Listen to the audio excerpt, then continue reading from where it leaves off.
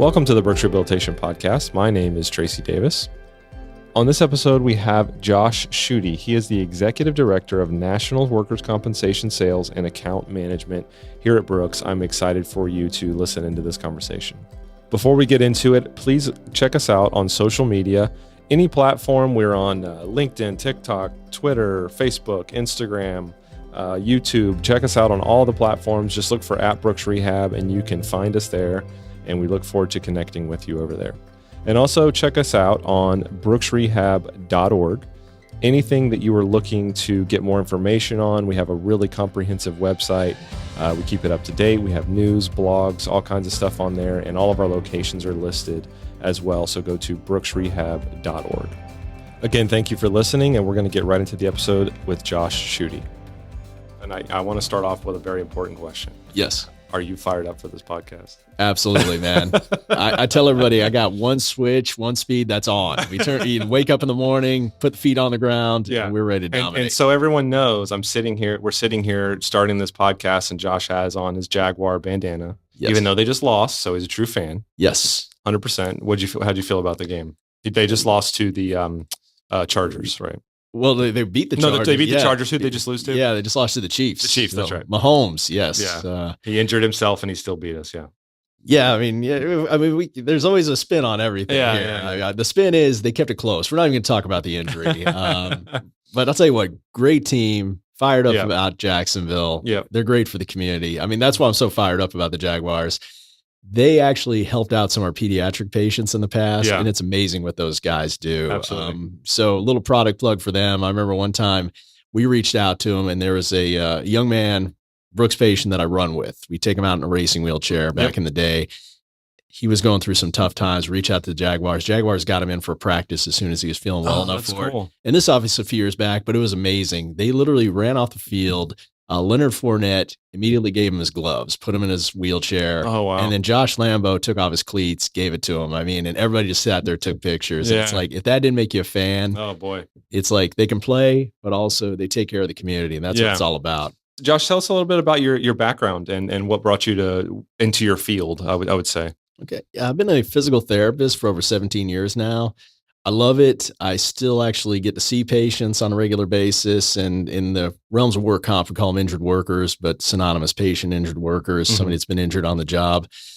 But physical therapist that long, love what I do. And why'd you choose being a PT? What originally? You know, what's interesting is somebody asked me that recently, and it's anything but. Like if you'd asked me, if you'd have told me at age 22, finishing up my bachelor's degree, that I was here as a physical therapist now, I never would have believed you because I did the route of exercise and sports science. And that background at University of Florida is you're basically filled with a lot of people doing pre-physical therapy, pre-med. Right.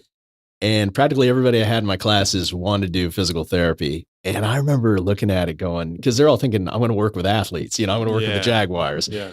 But there's so many other ways it could go. And you'd hear about like some of the rough stuff that they might be doing. I mean, it wasn't all like the glamour job, like, hey, somebody, dislocated a finger, I'm actually out on the field. It wasn't always like that. So I got to hear about all the rougher stuff, just somebody that's really debilitated, helping out their time in need, and at 22, I always wanted to help people, but I tell you what, I definitely was not psychologically or emotionally mature enough to, handle somebody with like a major league injury like that. So I told them no. And it's funny. And then I think few years later, what happened was I kind of fell into it. It was like I picked out everything else. So true story, what happened was this. At a bachelor's degree, I always wanted to be what was called a strength and conditioning coach. So I did want to be that guy on the field. Actually, the one behind the field, the one that actually goes to the gym, because you and I have seen each other at the gym before. Yeah. I like to hit the weights often as I can. And at the time, I was lifting a lot of weights, obviously a little bit better than I was now. Yeah. And I want to be what's called a strength and conditioning coach. You actually go out and you help athletes get bigger, faster, stronger. Right. And so I did my internship at the University of Central Florida. And I remember finishing it. And when you try something out, sometimes it's not always what you think it's going to be. So I got there and I'm like, this isn't quite connecting with me. So here's how it's flipped. I was actually at the time when I was finishing up in school, I actually had to volunteer for a class where you actually had to go help out kids with disabilities. Okay. In like educational classrooms and everything. And I got so into that first class I ever took. You're supposed to volunteer 30 hours. I volunteered 100 hours. Oh, wow. And I actually got into it. So then every semester I'd come back and like 10 hours a week, I'd go help out kids with disabilities. So I finished up my degree, and literally the teacher that had that class was my internship coordinator. And she asked me that golden question: what do you want? What do you want to be when you grow up? What do you want to do when you're done? And I told her, I was like, I don't know now. I don't want to work with athletes, I think, anymore. And she goes, weren't you the guy that helped out the kids in my class? I go, yeah. She goes, we got a research grant right now. If you help out kids 13 hours a week, we'll pay for you to get a master's. Wow. And we'll give you $1,000 every 2 months. Wow. And I was like, holy cow. And I was already getting $1,000 a month from the guy, Dr. Cade, that invented Gatorade. Okay. So I definitely want to throw a product plug into him. And all the people have helped me along the way. He was the most generous guy, invented Gatorade, and he gave out all these scholarships. I had one from the research grant, one from Dr. Cade. And I went through and I helped out kids, had a blast. And then I went out and got my first teaching job. So I don't know if you knew this about me, Tracy. I used to be an elementary school special ed teacher. I did not know that. Yeah, so very short time. And I loved it, though. I was adaptive physical education. So I'd actually go out in the field, help out kids and everything, had a blast. Well, what happened was I got my first public school teaching job, and it was like far away from where I was going to be. Also, I decided to go back and go to school to get a degree in special ed. Okay. And I did my finances one night, and I literally realized I'd be broke. Oh, boy. Because I could only get a half-time job and I was still going to school. Right. So I literally did a Google search. So if you want to know how I became a TT, it was a Google search. I typed in how to make money working with kids with disabilities outside. Oh, wow. One of the first thing that came up was physical therapy. So I applied to physical therapy school, and I literally got accepted. That night, within an hour of sending out the email, somebody responded from a school, says, you've already been accepted because you already have a master's. We just need to determine if you need any prereqs. Wait till tomorrow. Next morning, I got an email saying, if you start right away in the next 2 months, you don't have to take any more prereqs. Oh, wow. So the rest is history. I went to physical therapy school. Where? University of St. Augustine. Okay. So I was born in Canada, but grew up in St. Augustine. Didn't even know the school was there till later on, but it worked out perfect. I could stay with mom and go to school. But again, I only thought I was going to do pediatrics. So what happened was I owed a lot of money getting out of PT school. And again, not a Google search this time, but just going out looking for jobs. I found the highest paying job I could find and happened to be in chronic pain, which entailed a lot of work comp. So I flipped from doing pediatrics to workers' compensation, chronic pain right away. Is that how you got to Brooks? So I did 3 years at another place. And then what happened was I was in Orlando, and my wife and I decided to start a family. So we wanted to be closer to family. So we decided to move to Jacksonville. And what was interesting was I put out my resume. I had 3 calls within like 3 days from Brooks. And I'm like, man, I guess they must want me. So it turned out Brooks had a chronic pain job opening for months and nobody wanted to fill it for some reason. So background worked out perfect, and the rest is history. That was like, I've been with Brooks almost 15 years now. Yeah, I was going to say, when did you start? Yeah. So it's almost been July. Wow. So in July, so a few months down the road, it'll be 15 years. Wow. And it's just evolved. Like I started off in one area and then just kind of building from there. That's what I love about here. That's great. Freestyle. So you started there, and then now you wanted to do peds stuff. I mean, you probably haven't done that in a long time now, right? So, because now you're literally working with workers' comp patients who are correct adults. Yes. I mean, the one advantage I got to say, one of the main reasons I love working for Brooks, there's so many opportunities here, and Brooks affords me that. So I still work with adult patients because obviously with labor laws, I don't see a whole lot of pediatric work comp patients now, but they afford me the freestyle to be able to help out and do other community programs. So like our community programs, I get to help out kids with disabilities now just in my volunteer time. So I love it. And Brooks has really helped me out with that. That's how I was able to meet with Jaguars that one time. So it's kind of a hobby of mine. I run with kids with disabilities and absolutely love it. That's what's great. A lot of people do mention that because we have so much under our umbrella that there's opportunities, even if it's just volunteering or getting involved or whatever it may be, that you get those chances. So that's great. Yeah, that's awesome. So 15 years, that's insane. This is my 15th year as well. Oh, it's not consecutive. I was gone for 2, but yeah. All right, man. So we basically probably had like the same orientation. Maybe, yeah. Yeah, it's insane. So tell me about workers' comp. What for people that, you probably hear that term all the time. People get injured on the job and you hear workers' comp. People make a joke about it if they fall at work. Oh, is it workers' comp? And they laugh, But what is workers' comp for real when it comes to your job? So workers' compensation, just at the very basic, somebody gets injured, but it's in the scope or course of employment. So they're actually doing something on the job. And I don't want to get too complicated about it, but obviously since COVID happened, the definition of being at work has obviously changed a lot, Sure. Over the last 4 or 5 I thought years. about that, yeah. There's actually questions, like there was a court case recently over the last couple of years where a lady literally went up to get a cup of coffee at home. She was at work and Working from home, okay. Tripped over a dog and injured her knee. Okay. And it went to court, and initially, I believe it was covered because they said in the course of scope of employment, you're entitled to a coffee break. Yeah. And so she was working, she got a coffee break, but I believe it was, and don't quote me on this, but I believe it was overturned in the appeals because the question came up though, would her dog be standing in front of her? That's what so that's when it got overturned. But the initial question, just the very basics. Yeah. She was doing the course of scope of employment. So very basic, somebody gets hurt at work, and then there's been talk of actually changing the term workers' compensation, but that would take a major shift. Yeah. Because compensation, just a lot of people think money automatically. Yeah. But it's the term they're trying to use now is more workers' recovery. Okay. Yeah. I mean, that makes more sense for us. Exactly. And ultimately somebody gets hurt at work and we're trying to help them recover the best they can so they can return to basically where they were before. Or if somebody's been injured very significantly, very seriously, they might not be able to go back to that original job, but can they go back to a modified job?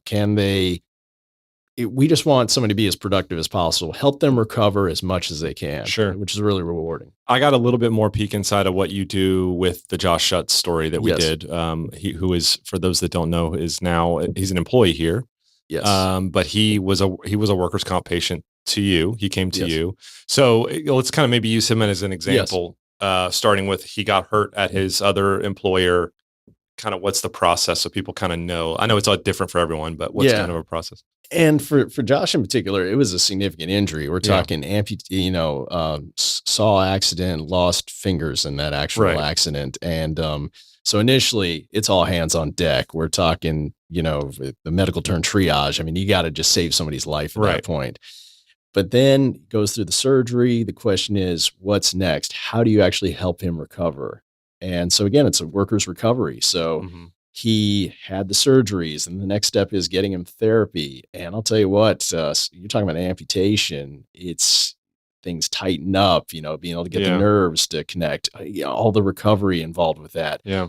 And he worked very, very hard. So to go along with what I do, I still see patients, injured workers, but I do specifically what are called functional capacity evaluations. And that's usually kind of the last step a lot of times, one of the last steps in the workers' recovery process. So are you working with them before that test through therapy, or are they getting therapy elsewhere and they come to you to get to pass or fail that test? Oh, that's a great question. So I'll cover a lot with that answer because you talked about pass or fail and all that.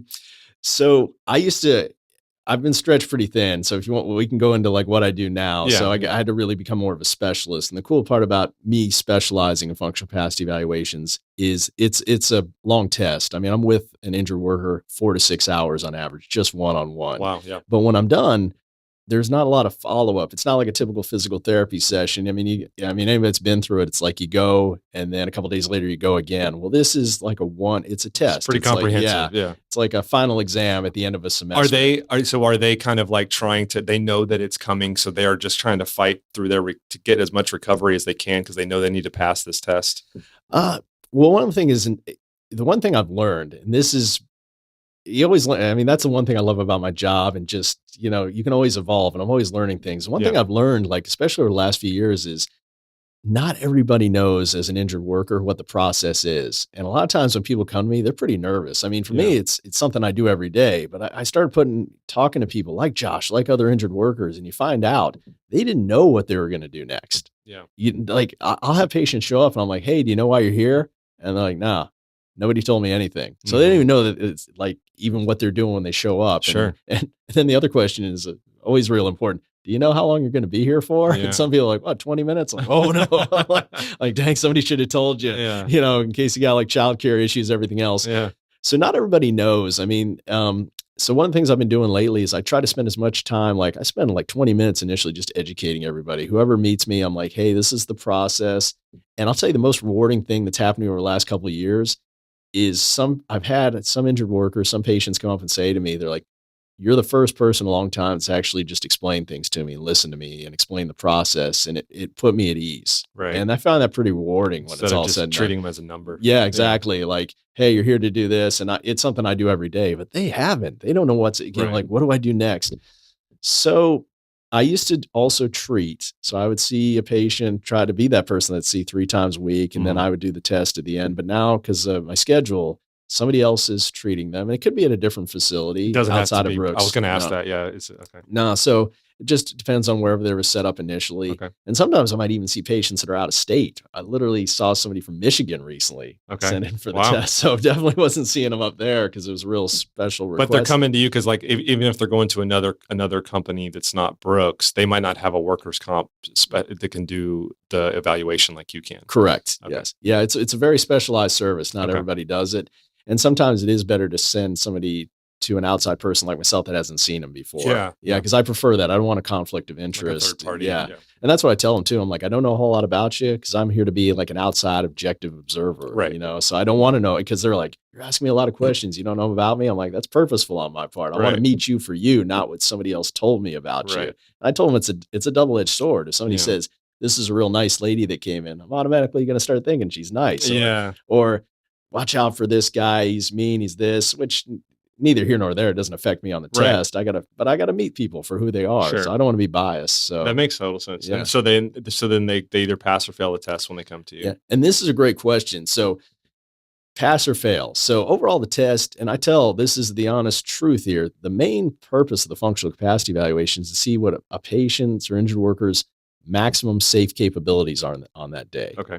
So overall, I'm just trying to get an idea where somebody's at. It's cool if they can actually meet the physical demands of their job. Like if you have to lift 50 pounds or you have to pick somebody up or whatever, can you do that? So if they can do that, we don't need to go on. I mean, if they lift 50, you may can stop right there. For other people, the question of pass or fail, you're basically just trying to get an idea where somebody's at. Yeah. And then you're trying to match them up with whatever they can go back to at that point. I was going to ask, are you having to factor that in as to what their job role is and how, let's say maybe there's someone that has to lift 100 pounds. Are you having to factor that in as to whether they pass or fail? Yes. Even though I don't want to know a whole lot about a patient or injured worker before I see them, because I don't want to be biased, I do. The one thing I do want to know though, is I want all those specifics ahead of time. Those are objective. It's like, what does this person have to return to? Because an office worker is going to be way different than, I mean, I'll tell you what, an interesting one.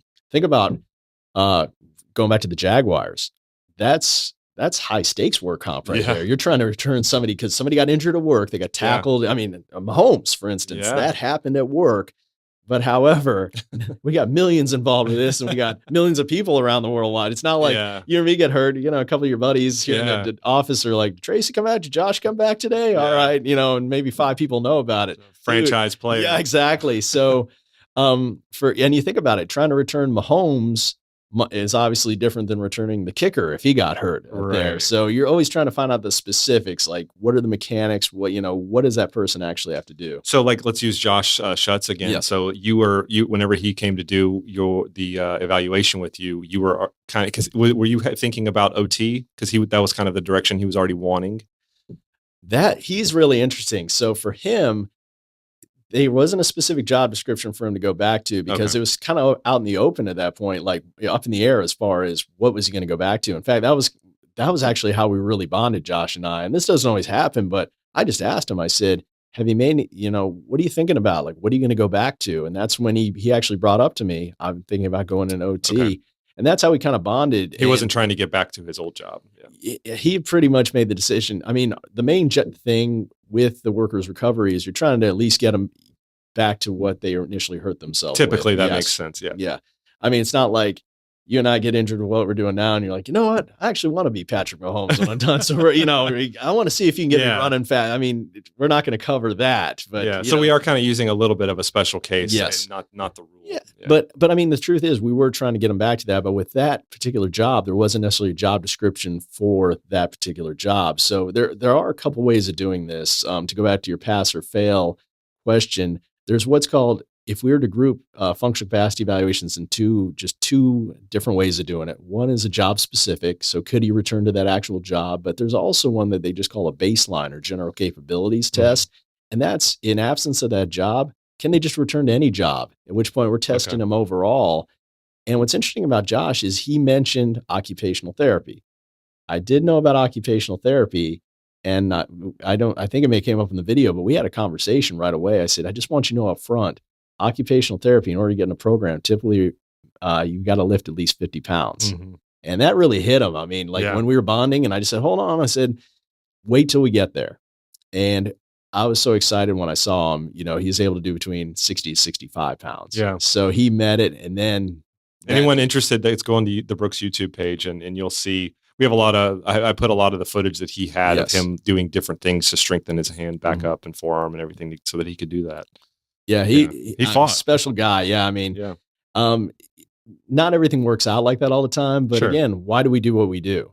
I mean, I know like our mission statement, everything I know one of our slogans is like helping you be you again. I mean, you ultimately want to help somebody. I mean, what do we feed off of here when it's all said and going home? I mean, I always tell people we're not working with widgets.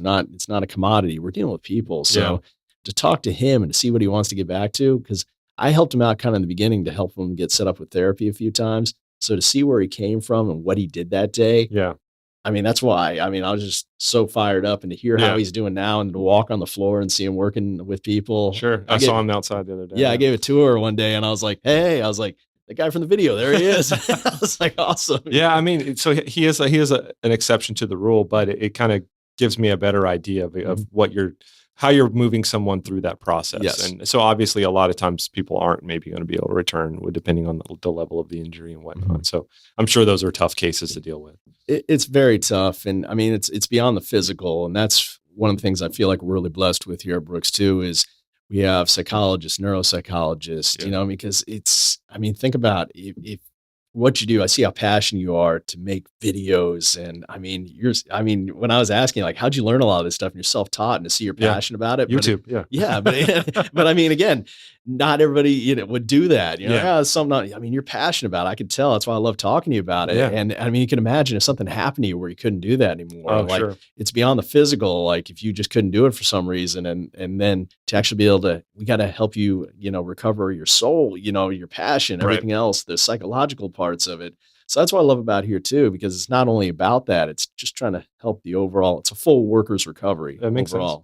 So I think we might have skipped over it a little bit, but what made you start specializing in workers' comp? Where was that transition from being PT and you came for chronic and stuff? How did you go right into workers' comp? That's a great question. And this one's a little bit more straight as far as, getting point A to point B. Unlike I told you before, I went from like coaching to teaching and all this stuff. 20s, figuring your life out. Exactly. Yeah, that's a good point.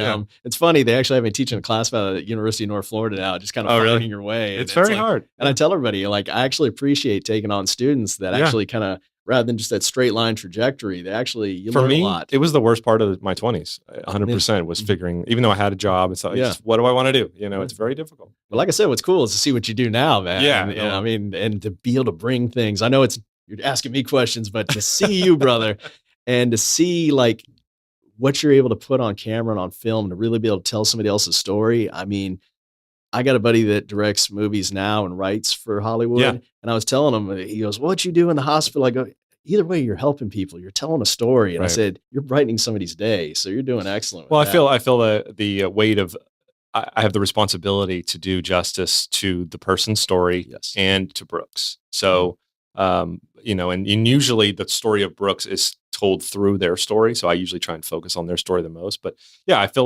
like I'm very blessed with the job that I have here. Absolutely. So yeah, I appreciate that. How did you specialize in workers' comp? So that's more of a straight line. What's interesting is chronic pain actually lends itself a lot of times to workers' compensation, patients or injured workers. The big thing at the time, I know it's still a big topic, but really 17 years ago when I was doing it, was opiates, methadone. I know methadone is one of the, it's still got to be a big topic, right? Yeah. Fentanyl. Yeah. So helping, injured workers wean off those particular drugs and everything. And what we would see a lot of times, and I'll tell you what, what really got me interested is when I took that first job and I was in chronic pain, I didn't know what to expect. I'm thinking money here initially. I got to pay debt, and all of a sudden I get into it. we literally had, where I was working before I even came to Brooks, we had patients sent from all over the country. So New York, New Jersey get flown in each week, and they were injured workers, and you're trying to get them off those opiates and help return them back to their home state. Then all of a sudden I come to Brooks, chronic pain again, injured workers from all over the country, except even more states, and helping them return to wherever they were going. Right. So it basically went hand in hand with workers' compensation. What happened was I learned what to do by learning what not to do. Okay. There are some particular rules to workers' compensation that are a little bit different than general insurance. You just have, once you know the rules, it's a lot easier, but there's more parties involved. Sure. I mean, patient, insurance company, but now all of a sudden not to get too technical, but you have they're all have an assigned case manager typically that helps them along their journey. Right. And they have an adjuster that approves decisions, and then there's attorneys involved. And I just started, and one thing I'll tell you, they don't teach workers' compensation typically in PT school. So I learned the hard way. Yeah. And then people started asking me questions, and I just kind of became the guru from that. And so it just kind of morphed into. Yeah, just kept evolving. Yeah. I mean, there's technically, two ways of going about it. I could have just said, "Ooh, this isn't me," and gotten out of it. But actually, I like this story. I like to travel too. I'm sure you do too. Yeah. Sometimes. Yeah, exactly. But being able to see people from all over the country coming in. Yeah. I mean, treated a guy from Hawaii one time here at Brooks, flew in. Yep. And we stay in touch now. And he's made a full recovery too. And he actually delivered a presentation about him at a work comp conference recently because of the amazing comeback he made. Yeah. Treated a couple of people here from Alaska. One was a crab fisherman. Another one was a lumberjack. But wow. Something I kind of gravitate. I think what it does is it involves everything, all my past experiences from when I was in my 20s, not knowing what to do. So for instance, being a coach, I'm technically a coach. I'm helping somebody get back. I mean, that lumberjack. Yeah. Same way you're trying to help Mahomes get back to a physically demanding job, I'm trying to help somebody get back to being a lumberjack. That's their NFL. Yeah. And it's cool, kind of like seeing you, how passionate you are about making the movies, seeing how passionate somebody is about their own individual craft. Sure. And I mean, you see that lumberjack that's like, this is all I've done since I was a kid, and they're so into it. That's all I know. How do I get back to that? My dad did it. My grandfather did it. I was an oil rig worker, and seeing how passionate, that's something I identify with. I may have known nothing about oil rig before, but now all of a sudden I'm learning from them and seeing their passion. So I always got into the story and find out what makes people tick. And that's always been something that I've enjoyed. So workers' compensation just kind of, it spoke to me. I learned the rules, learned how to help people out, and just evolved from there. What are some, and I know workers' comp has been very successful here at Brooks and whatnot, and you can talk about that if you want, but what are some of the connections that we've made that, where some companies kind of partnered with us, they trust us with anytime one of their workers gets hurt, any of those kind of things that have just evolved over the years? Yeah. So initially there's the referral can come from a couple, or a injured worker referral can come from a couple different sources. It can come from the insurance company themselves. Or what it can also come from is a self-insured, like a major employer might say, hey, we like Brooks, we can send them over. We've really evolved. And one of the cool things about working here, like I said, not only just the awesome programs we got, it's ultimately about the people. Yeah. And seeing how Brooks took a chance on me just saying, hey, Josh, how can you evolve with this program here, workers' compensation? It's been awesome. They let me kind of experiment myself there and see how we can grow it, make it ours. But then seeing some of people I know you've interviewed in the past, like Bob MacGyver, in the Neuro Recovery Center. I mean, that guy is phenomenal with his craft. I mean, him being an expert neurotherapist, but also knowing about the technology. Him and Michael Braun. And what's cool is insurance companies have recognized how we become a leader nationwide and even across the world. I mean, for instance, our Cyberdyne program, our robotic system, and I don't know if you talked about that before. We have in the past, And I apologize for that, Trey. I just haven't listened to every single one. You haven't. I need you to listen to every single episode. I got homework. In between patients, I'm going to be on, or I'll make the patients listen to it too. Yeah, they'll get into it. But again, so some of the insurance companies take notice of it. And what I'm going to tell you is, you're asking about a particular company. One is Paradigm. Paradigm Outcomes. They are a great company, and what they did is we worked with them, and we created, and it's in the news here, some of our email blasts. What's called a value-based contract. And what's so cool about value-based contracting is it's something new to the workers' comp industry. We've done it with Medicare before, but it's focusing particularly on an outcome of a particular patient as opposed to, I mean, you think about it. I always bring this example because I was teaching the university recently and I was explaining about outcome and they're like, we always work towards outcomes. I'm like, but we're not always paid for outcomes. They go, no, we're paid for. I go, think about this. I said, somebody gets a shoulder surgery and they got 12 visits of physical therapy. And let's just say you don't get them better or you made them worse. Actually, I don't know. You did some wrong technique. I don't know, something bad happened. So are you really incentivized by the outcome or are you actually incentivized? Because if you did worse, you actually get more physical therapy sessions. So you actually get to see them longer. So you actually, but what if somebody said, I want you to get them back to throwing a pitch again. I want to get Mahomes back to running that ball next week at a certain amount of time, but we're only going to pay you for that outcome.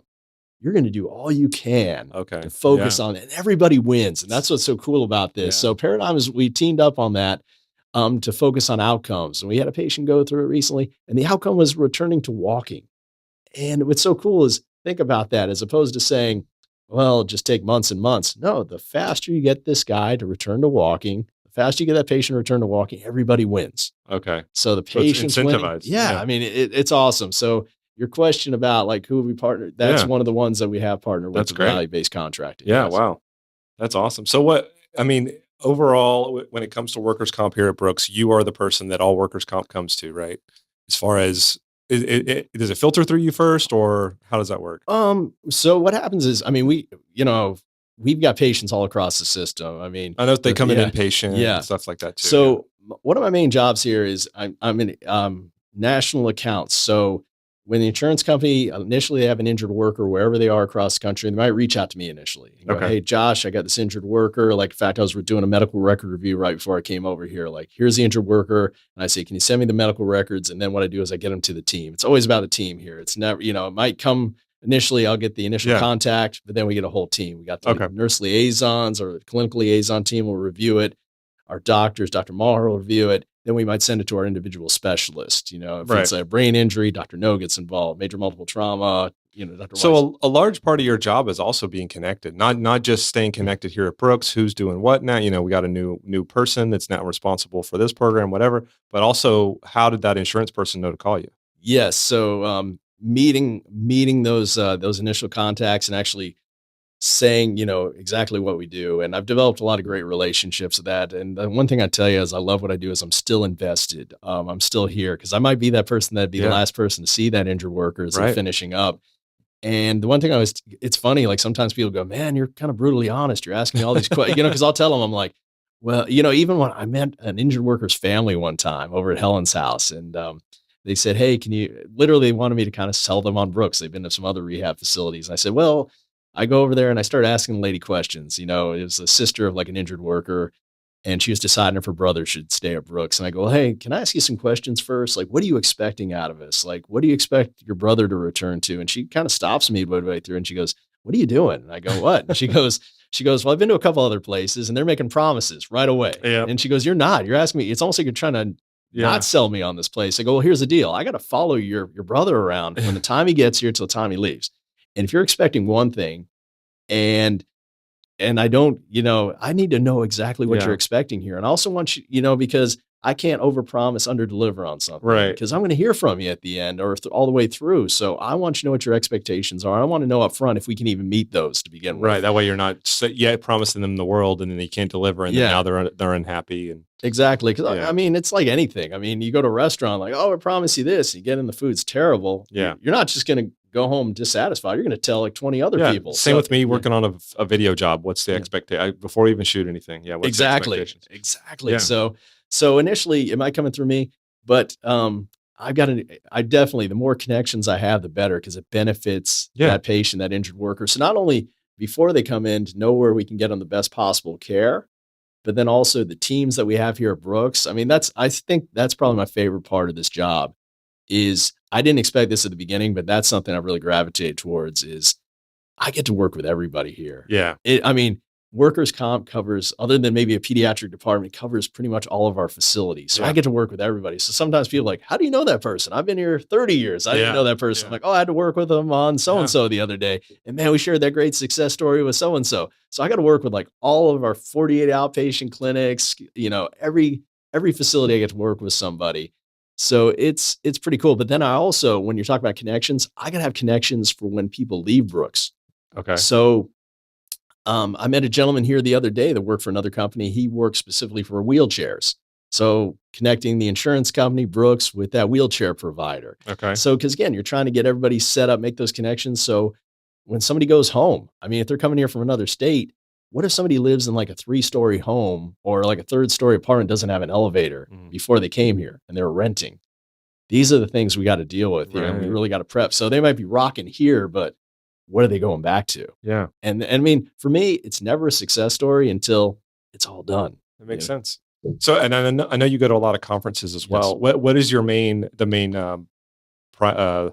the priority, I guess, whenever you're going to those conferences? Is it making connections? Is it getting the Brooks name out there and what we do? Are you going to outside of Brooks type? Are you going to insurance conferences to kind of talk about us, or how does that work? Yeah, great question there. Yeah, and I mean, a lot of this is just learned on my own. Because I'm just figuring it out. Yeah, just to be honest with you, the actual more the sales role probably came in about 6-7 years ago, and I tell everybody I'll be the first guy to tell you I'm not the brightest guy out there. I'm pretty simple. It's just like, because I mean, and I'll probably tell you this, I'm not the most creative guy out there either, because I mean, I see some people I'm just amazed by that are just naturally creative. Right. But for me, I'm just pretty simple when it comes to problem solving. I tell people it's like, I do research on what people have done before. It's like, is there a work comp expert out there? Let's talk to them, find out what conferences they go to get to their, get business. And also find out too, just people that have similar business models to us. Cause it's amazing. Somebody that's like totally different. And they're like, you should go to this conference. You show up, you're like, oh, what was that? I haven't met anybody. Oh, well, that's because they do this. They don't do what we do. So specifically, it is a lot of specific workers' compensation conferences. Okay.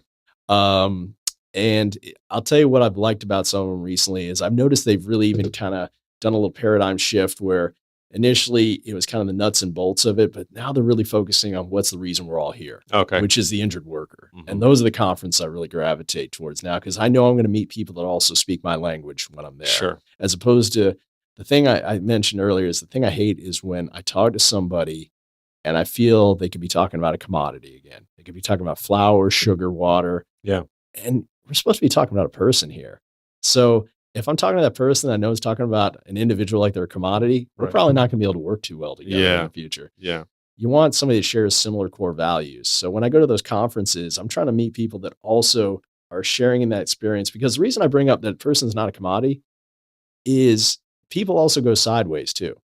And what I mean by that is never a straight line trajectory. I mean, we wish, it's Patrick Mahomes, again, to go back to that example, he injures his ankle and he's back in the game this week, but you never know what's going on with somebody. What happens if he goes home and lo and behold, he has a friend or family member, something, they get ill and he's focused on that and he's dealing with that emotion. I mean, there's all these different things that could come about. So you realize, especially when somebody suffered a catastrophic injury, it's not just about them. It's about their families. It's about their livelihood. I mean, think about it, like somebody that's injured and they've got little kids and now they can't provide for them anymore. And how now all of a sudden that's stressing them out more. So it's not just the physical, it's the mental. So I try to find at those conferences, people that understand that we're really trying to work together here. It's a team effort. Yeah. The patient's part of the team. We're the team, whoever we're working with. Outside providers are part of the team. We all work together for that common goal of getting that person back. And working together with not just your values, but it's the values of Brooks. Like everything, I feel like everybody at Brooks is that way, where we're patient-centered. Everything is first with the patient. So it would make sense if we're trying to partner with other companies on whenever their money is their ultimate goal. Yes. So, okay.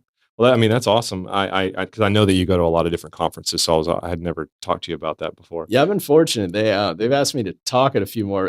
It's funny. The thing I love now about going to conferences is doing intros. It just kind of happened spur of the moment one time. Like somebody was, getting ready to speak, and I think it was a member of Brooks, and they're like, "Oh, well, we had this person get ready to introduce them, but they stepped out. Josh, can you?" And I didn't think they knew my name. "Hey, you work with them?" And I go, "Oh," and I just look at him. I go, "Can I do whatever I want? Can I freestyle?" And they kind of look at me. And I just went out. I had a blast with it. I always think about that movie Knight's Tale with late great Heath Ledger back in the day when he, and Jeffrey Chaucer's doing that intro on somebody.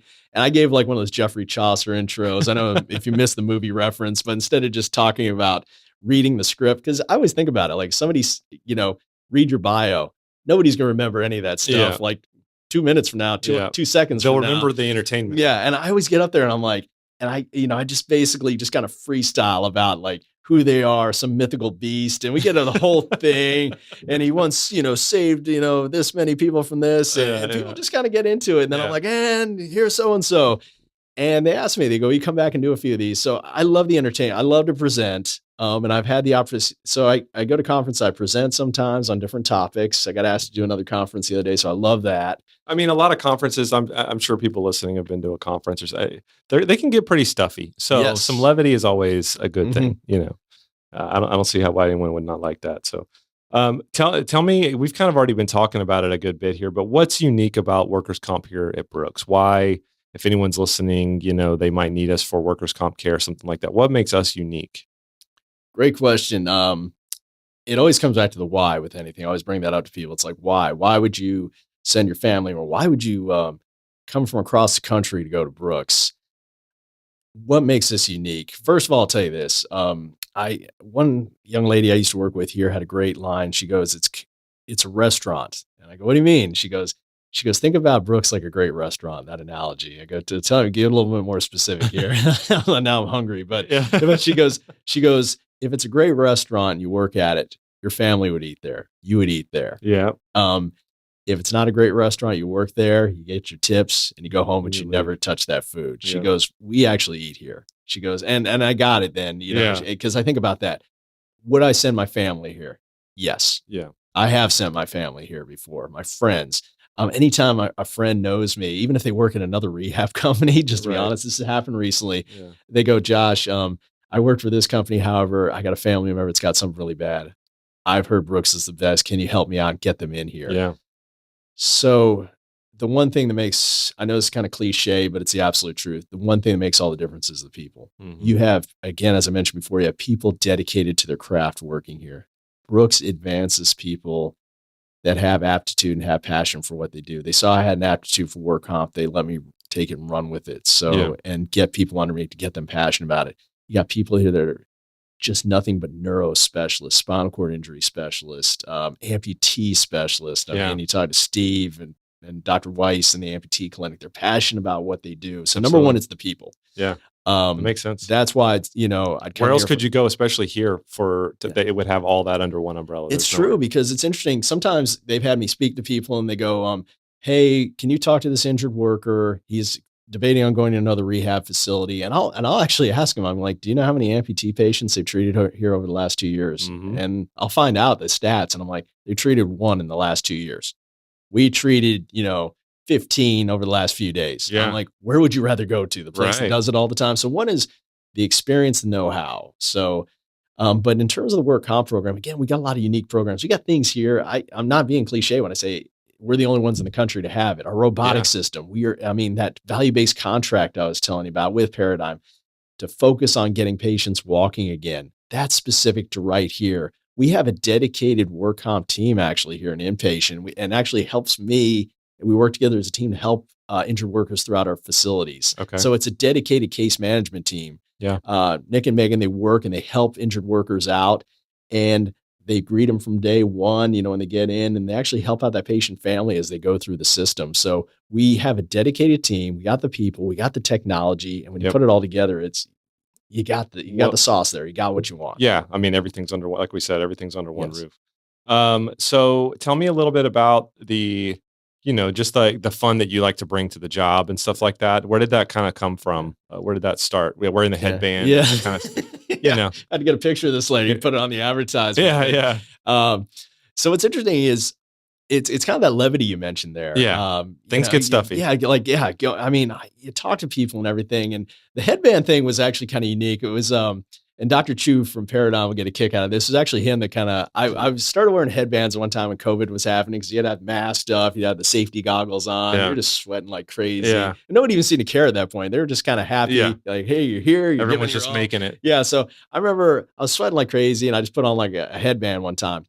Well, I had a Spartan headband on, from doing the Spartan races. And anyways, I came running back for a Zoom meeting and I had it with Dr. Chu at Paradigm and I forgot I had the headband on. So all of a sudden I get on there and start talking. And he goes, Josh, is that a Spartan headband? And what's funny is, and I go, oh man, I'm sorry, I forgot. He goes, no, keep it on. I like it.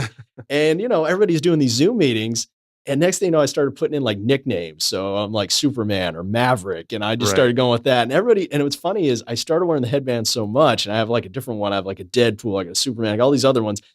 I started showing up so much, and the patients loved it. It's funny. I got like, again, I still love the kids. So I see some of the pediatric patients, they'll see me, and I came in, I let them pick out my headband for the morning. I walk over and I'm like, which one do you want? Do you want Thor or do you want Superman? They pick it out, and I put it on. And now I actually show it to the meetings. And if I'm ever like trying to get really dressed up and be stuffy and I got a tie on, they'll literally, actually stop me and go, where's the headband? In fact, Doug, our CEO, he actually, I remember one time we showed up to a meeting and I was all professional. I had the tie on and everything. I was ready to deliver, and they walk up in front of our CEO and they look at me and they go, Josh, good to see you, but where's the headband? He started cracking up right away. So the levity comes from, I'll tell you the only time, from what you know of me, I'm a pretty happy guy. Yeah. The one time I'll tell you that I'm not happy is when I'm not living up to who I am. Mm-hmm. And I think we hustle, we give our all every day. And I tell everybody, I'm going to give you everything I got for the time I'm here till the time you leave. I tell patients that I'm sincere. But in order to do that, I got to be myself. I'm never disrespectful, but this is me. It's like wearing the headband, making somebody smile. That's what it's all about. Like I'm going to do a couple of kids races over the next few weeks for charity, and they get a kick out of it. It's like it's me. Well, and it shows that you're people that are not passionate about their job. They're just clocking in, clocking out. They don't do that kind of stuff. Mm-hmm. You know what I mean? So obviously it just shows how passionate you are about what you do and changing people's lives. I mean, that's what we do here, right? Exactly.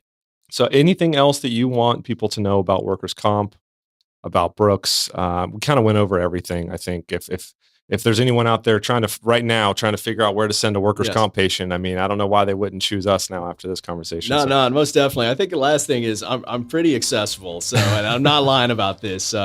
We have what we call all day hustle here at Brooks, and we're always there to respond. Like if you check out the Brooks website, you go to work comp, you're actually going to see my direct contact on there. So if you call me on my cell phone, you got my email, reach out to me if you have any questions. And like I said, I'm pretty upfront and honest with people. I'd rather tell you we're not the right place and give a suggestion of where you should go for your particular injury than, again, getting here and I totally promised you something I can't deliver on. So we're here for you. Very passionate. Love working here. And I'm very fortunate to have guys like you here, Tracy. I mean, again, just people dedicated to their craft. And I appreciate you, appreciate the team, appreciate everybody. Thank you. Well, I appreciate you coming on. Yeah, thanks so much, man. Stay legendary, brother.